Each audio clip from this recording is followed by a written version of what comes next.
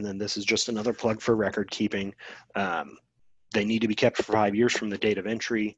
The 7501, which is your entry summary, that's a list of the products and the tariffs that you have and how much duty and taxes you pay on them. That's available in the ACE portal now.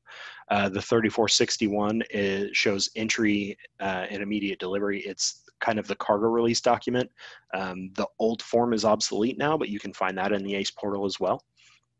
And then other documents that you really need to keep in those document packets: commercial invoice, packing slip, bills of lading, whether it's an original, whether it's a telex, whatever, a certificate of origin if you have it.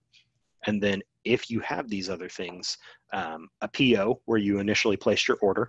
That way, especially if you're ordering and you're dealing with a country of origin issue, you can show where you ordered it from.